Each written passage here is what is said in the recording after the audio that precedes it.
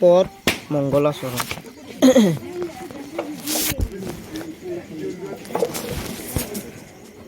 জয় নমো যাদৱ মাধৱ জনাৰ্দন,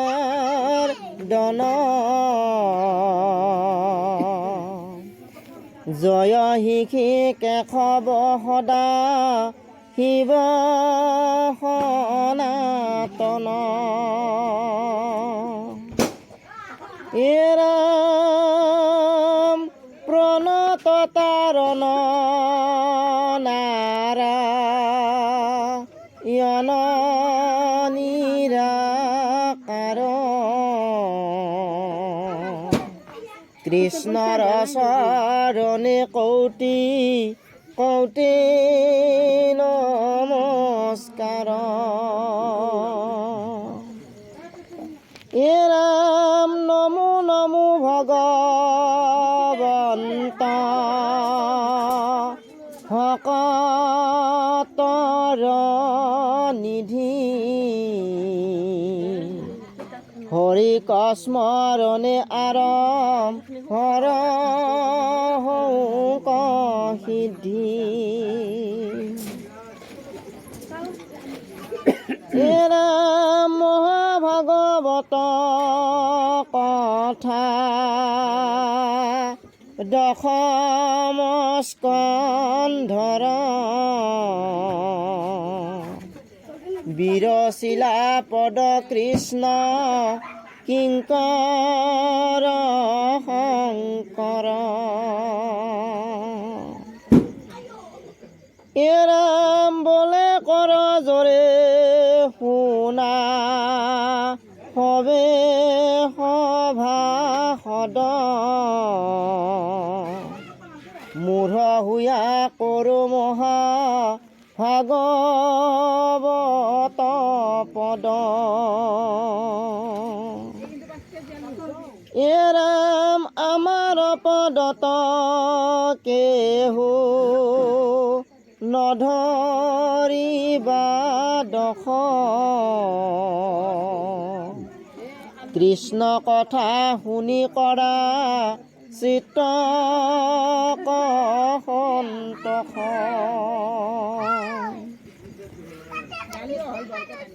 ৰাম শত কোটি জনমৰ মহাপাপ ছয়, যিটো মনুষ্যৰ নিৰন্তৰে ভৈল ক্ষয়।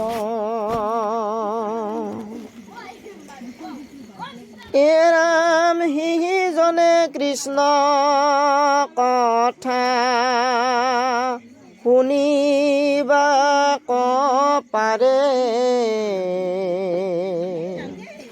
পাপীৰ কাণত পাপে কুচি হেন তাৰে।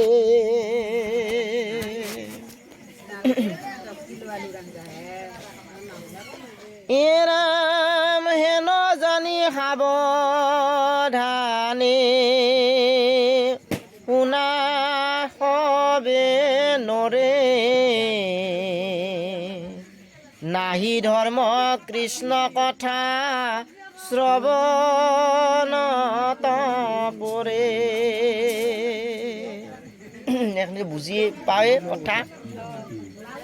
গুৰুদেৱে আমাক এইখিনি উপদেশ দি গৈছে, আৰু এইটো আদেশ, এইটো এটা প্ৰাৰ্থনাও যে কলি যুগৰ মানুহবিলাকে যদি তৰব লগা হয় হৰি কথা শ্ৰৱণ কীৰ্তনৰ মাধ্যমেৰে মুক্তি লাভ কৰিব পাৰিব, বাকীবিলাকত কিন্তু মুক্তি লাভ কৰিব নোৱাৰিব। এই শ্ৰৱণ কীৰ্তনত মহালাভ কি লাভ, যে যদি আমি কৃষ্ণ কথা একবাৰ শুনবা পাৰছোঁ, কৌটি জনমৰো যদি আমাৰ দেহাত পাপ লাগি আছে, সেই পাপবিলাক আমাৰ নাইকিয়া হ'ব। পাপ মানে মুঠেও নাথাকে দেহত, যদি কৃষ্ণ কথা আমি এক চিত্তে শুনবা পাৰোঁ ভক্তিভাৱেৰে। ৰাম তপ জপ যজ্ঞ মহা দান তীৰ্থ তীৰ্থ স্নান কৌটি ভাগ নুহি কৃষ্ণ কথাৰ সমান আমি যদি তপ জপ কৰোঁ যজ্ঞ দান যিমানে নিদিয়া কিয় হৰিৰ শ্ৰৱণ কীৰ্তনটো হৈছে অতি উত্তম তাৰ সমান কোনো হ'ব নোৱাৰে যাগ যজ্ঞ এইবিলাক তলত হৰিৰ শ্ৰৱণ কীৰ্তনে হৈছে উত্তম আমি জানো কিন্তু জানো আমি কৃষ্ণ কথাৰ সমান কোনো হ'ব নোৱাৰে কৌটি ভাগ সমান হ'ব নোৱাৰে বুলি কৈছে বহুত ওপৰত সেইকাৰণে যাগ যজ্ঞৰ লগত মহাভাগৱত হৰি কথা তুলনা কৰিব নালাগে এইটোত পাপ হয় এৰাম পৰীক্ষিত নৃপে পাছে পুষন্ত হুকত চন্দ্ৰ সূৰ্য বংশৰকো হিলা কথা যত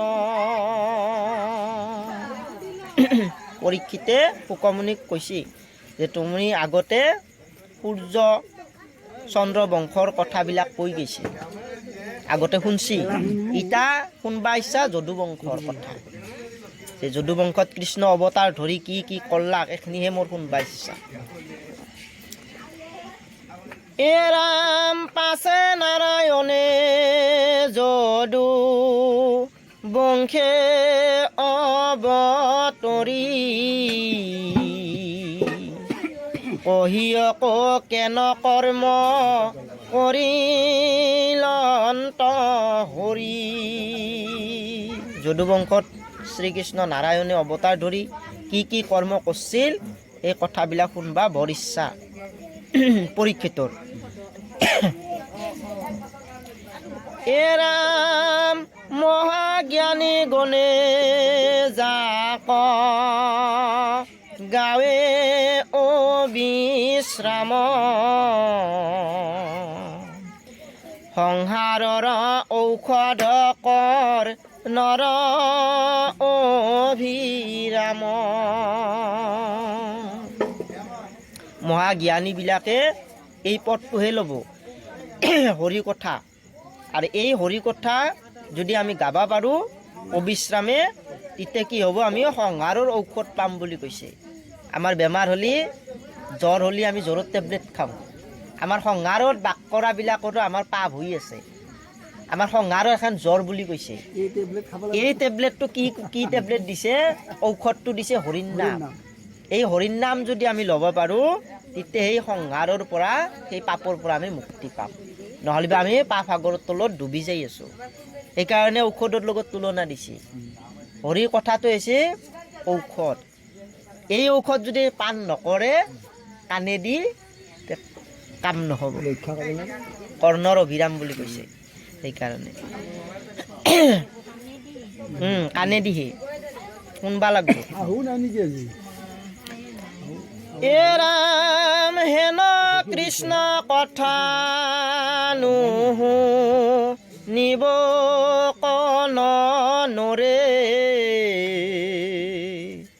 একে মহাপাপী আত্ম খাত কীত পৰে আৰু যিসকলে এই ঔষধটো নলব কৃষ্ণ কথা নুশুনে তেওঁলোকে পাপ সাগৰৰ তলত আত্মঘাত হৈ মৰিব সদায় দুখ কষ্ট এইবিলাকক ভোগ কৰিব লাগে তেওঁলোকৰ মুক্তি নহ'ব সেইকাৰণে কৃষ্ণ কথা শুনবা লাগে আৰু মুক্তি পথটো ল'ব লাগে নহ'লে বা কিন্তু কাৰো মুক্তি নাই এৰাম দুৰ্গৰ সাগৰ সেনা বল কৌৰৱৰ দ্ৰোণ ভীষ্ম কৰ্ণ তাত কুম্ভীৰ মগৰ যিহেতু কৌৰৱাহৰ লগত তুলনা দিছে যে কৌৰৱাহো মহাবলী আছিল কিন্তু পাঁচ পাণ্ডৱৰ লগত ঘাটবা লগা হৈছে কিহৰ কাৰণে হৰি সহায় আছিল কাৰণে এইকাৰণে এই দ্ৰোণ ভীষ্ম মহাবলী তেওঁলোকৰ ধূলিসাৎ হৈ গৈছে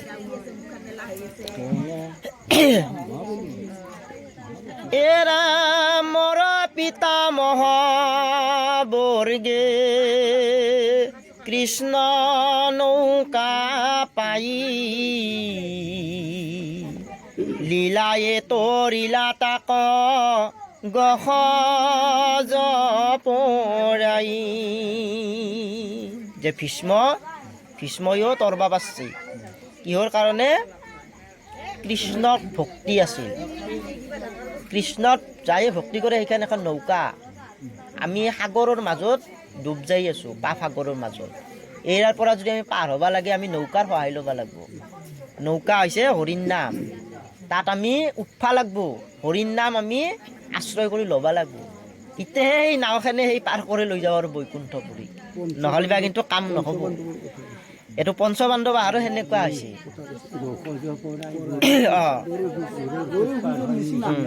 পাৰ হ'ব পাৰছি মোৰ পিতা মহাবৰ্গে তাৰমানে ভীষ্ম আহাৰ পঞ্চপাণ্ডৱ আহাৰ হেৰি হয় আতে হ'ব এৰা মৰ দেহা দ্ৰোহিলে নিৰ ব্ৰহ্ম হৰে ৰাখিলা মাধৱে পক্ষী গৰ্ভৰ ভিতৰে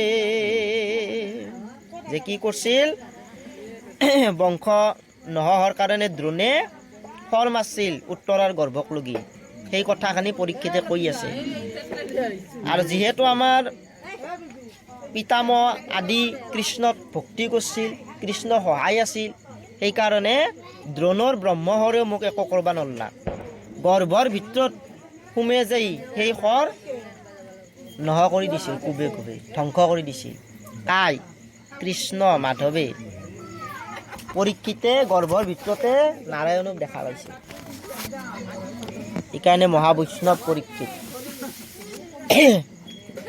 কিহৰ কাৰণে ভক্তি কৰি থৈছিল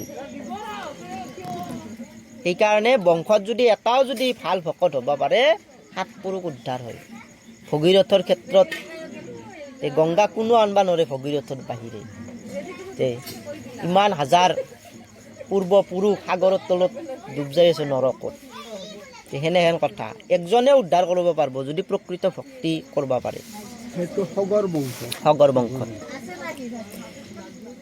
এ ৰাম হেন ইষ্ট দেৱ মৰ প্ৰভু দামোদৰ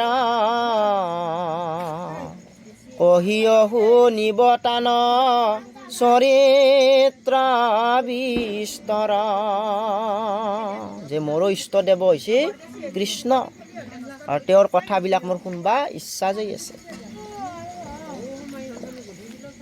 এ ৰাম কিহেতু বধিলা কৃষ্ণ কংস মাতুলক পিতৃগৃহ এৰি কেনে গৈলা গকুলক যে মোক এইখিনি কথা ক কি কাৰণত মামাক কংসক নিধন কৰিব লগা হৈছিল আৰু কি কাৰণত পিতৃগৃহ এৰি গকুলত থাকিব লগা হৈছিল নন্দ যশোদাৰ ঘৰত এই কথাখিনি মোক ভাঙি পাতি ক এৰা মনুষ্য শৰীৰে আছি লন্ত কত মানে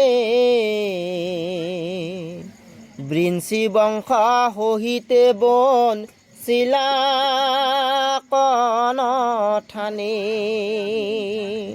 কিমান বছৰ তেওঁ কৃষ্ণ অৱতাৰ ধৰি আছিল এই কথাখিনিও কম এ ৰাম কতে কভাৰ জাক বিহাই লন্ত যদুৰাই কহিয়ক মুনি শুনি বাক শ্ৰদ্ধা যাই আৰু কিমানজন তেওঁ ভাৰ্যা বিয়া কৰিছিল 16,000 অষ্টমহিষী ইমানে বিয়া কৰাইছিল। কাক কাক বিয়া কৰলাক এইবিলাক ভাঙি পাতি ক'বা দিছিল পৰীক্ষিতে শুকমুনিক। কোনবা বৰ ইচ্ছা যেই আছে। এ ৰাম হৰি কথা অমৃত পিয়ন্তে তজু মুখে নাহি ক্ষুধা তৃষ্ণা নাবা ধয় এক দুখে। পৰীক্ষিতে কৈছি যে হৰি কথা অমৃতৰ সমান, আৰু সেই অমৃত পান কৰোঁতে ভোক পিয়া একো নালগে। দুখ ভাগৰ পৰীক্ষিতে শুকমুনিক কৈছে মোৰ শুনি থাকিবা ইচ্ছা, মোৰ একদম একো খাবা ল'বা ইচ্ছা নাই। কৃষ্ণ কথা অমৃত হৈছে চবতচাই ওপৰত, অমৃতত কৰি স্বাদ হৈছে কৃষ্ণৰ কথা। অমৃতত কৰি চাত কৃষ্ণ বৰ্ণনা। এ ৰাম শুনি মুনি বোলে লন্ত ধন্য পৰীক্ষিতা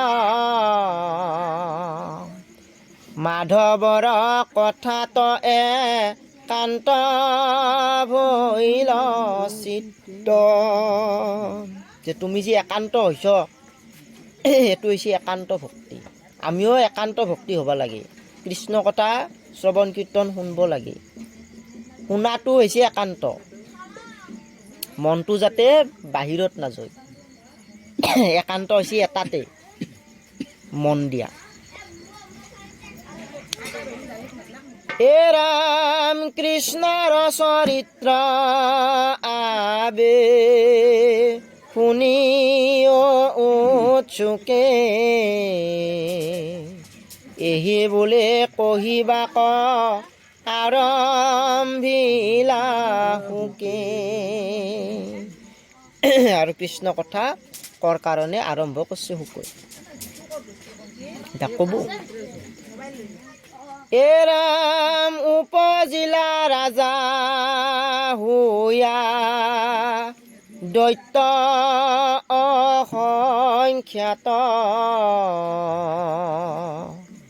বলৰ দৰ্পত কৰে সন্ত বিঘাত। যে পৃথিৱীত বহুত দৈত্য ৰাজা জন্মিল, আৰু কি হ'ল শান্ত মানে ভকতসকল বা সাধুবিলাকক মানে অত্যাচাৰ কৰে, দুখ বেদনা দিয়ে। বহুত কষ্ট মানে অধৰ্মই ৰাজ্য লৈ ফেললা। দৈত্যৰ উৎপাতত কোনো থাকবা নৰে, পৃথিৱী ভৰি গেল। এ ৰাম তাৰ ভাৰ সহিবে না পাৰিব খুমতি ব্ৰহ্মাত শৰণ লৈলা ধেনু ৰূপ ধৰি। আৰু সেই দৈত্যৰ উৎপাতত থাকবা নৰি পাপে মানে আগুৰি ফেললাক বসুমতী পৃথিৱী। আৰু তেতিয়া বসুমতী এই পাপৰ ভাৰ সহ্য কৰবা নৰি কি কৰলাক ব্ৰহ্মাৰ তাতে ধেনু ৰূপ হৈ শৰণ ললাক। ধেনু মানে হৈছে গৰু, গাই গৰু। গাই গৰু ৰূপ হৈ ব্ৰহ্মাৰ চৰণত এতিয়া অনুৰোধ কৰি ক'ব এ ৰাম তনু বৈল ক্ষীণ পিঢ়ি লেক গুৰু ভাৰে কিন্তি আছে মুখ আতি লত কৰ ধাৰে। আৰু বসুমতী কান্দি কান্দি ব্ৰহ্মাৰ তাতে শৰণ ললাক গুৰু ভাৱেৰে। হুমা হুমি কান্দি আছে বসুমতী। চকুৰ পানী বৈ আছে। এ ৰাম হুমা হুমি কান্দিলন্ত মনত মহাৰাগে নিবেদিলা দুখ হবে বিধাতাৰ আগে। আৰু সেই বসুমতী কান্দি কান্দি ব্ৰহ্মাৰ আগত দুখবিলাক বৰ্ণনা কৰি আছে যে মই ইয়াৰ পৃথিৱীৰ ভাৰ, এই পাপৰ ভাৰ মই ইয়াৰ সহ্য কৰিব নোৱাৰোঁ, কিবা এটা উপায় কৰিব লাগে। ব্ৰহ্মাক গছৰ দিলাক। এৰাম পাছে ব্ৰহ্মাদেৱে দুখ দেখি পৃথিৱীৰ, ত্ৰিদশে সহিতে গৈলা ক্ষীৰদধি তীৰ। আৰু বসুমতীৰ দুখ দেখি ব্ৰহ্মাই থাকিব পৰা নাই, ৩৩ কোটি দেৱতাক লৈ ক্ষীৰদধিৰ তীৰত, এই নদীৰ তীৰত গুচি গ'ল, উপস্থিত হ'ল। তাতে এটা মানে অনুষ্ঠান এটা কৰিছে, তাতে মানে এটা হেৰি কৰিব আৰু মিটিং এখন, ধৰ আমাৰ এনেহেন গোপনীয়া কি উপায় কৰা যায়, গোটেইকে মাতি লৈ গৈছে।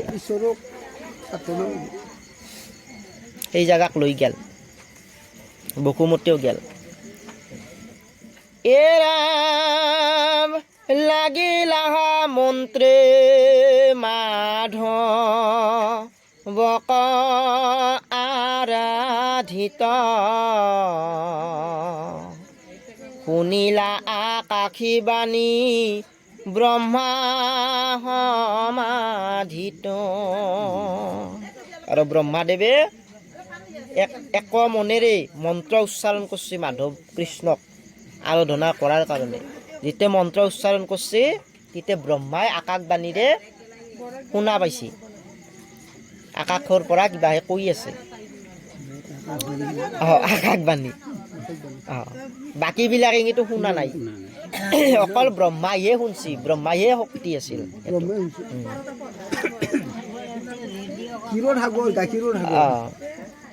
এৰাম পাছে ত্ৰিদশক ব্ৰহ্মা বুলিলা বচন, বিষ্ণুৰ আদেশ শুনি য়ক দেৱগণ।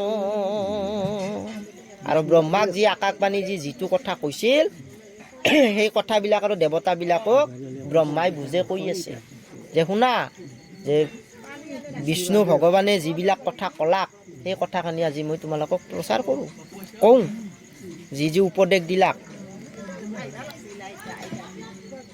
এৰাম সংহৰিবা হৰি পৃথিৱীৰ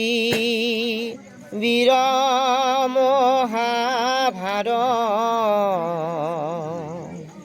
তুমি হব হুয়া যদু কুলে অৱতাৰ।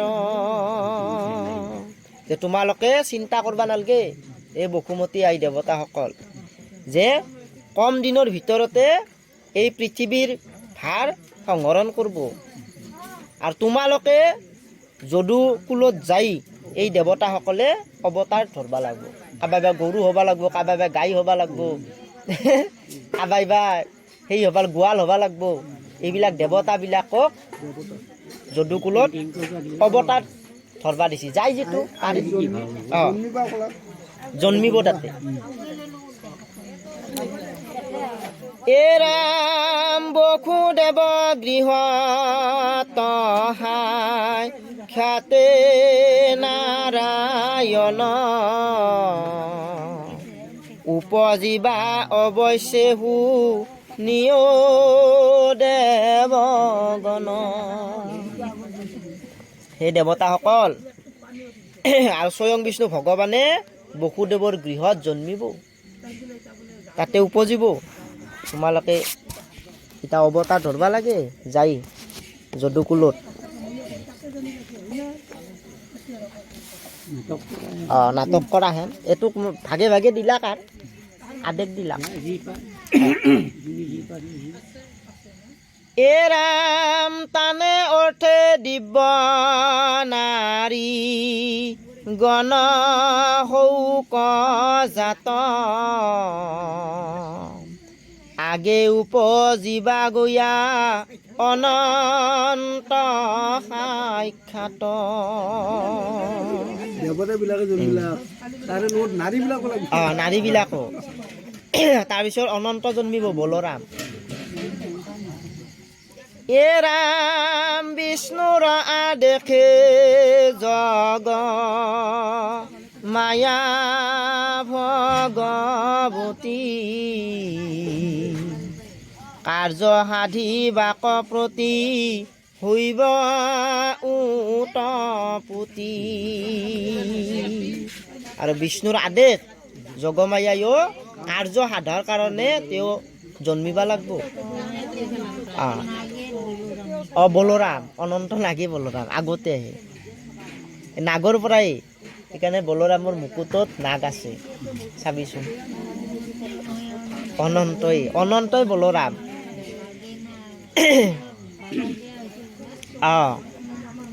এই সাপৰে তাহোঁ সৰ্পৰে বংশটো আদিমূল।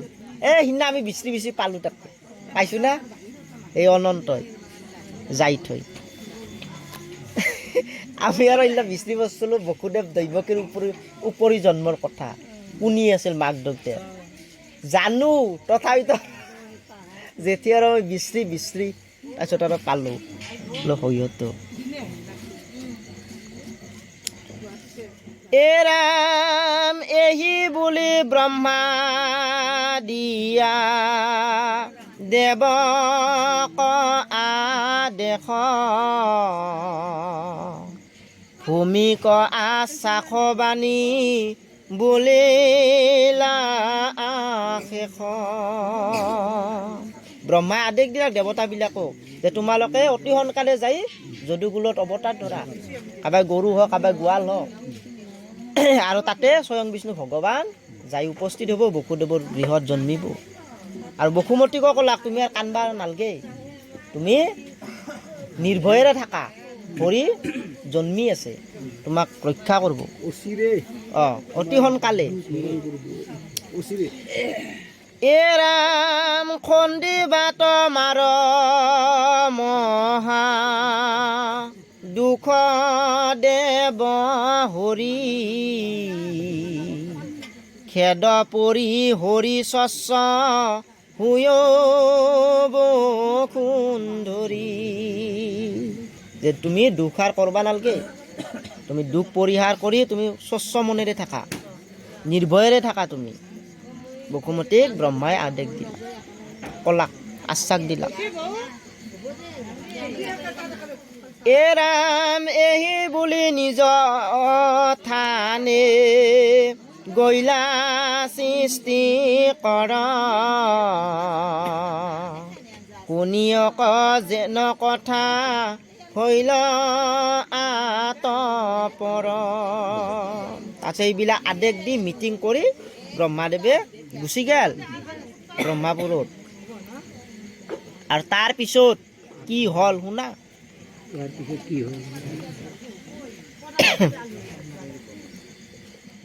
এ ৰাম স্বৰ্গত অধিক থান মথুৰা নগৰী, এককালে জাক নাচা ৰন্ত পদ মংগলাচৰণ।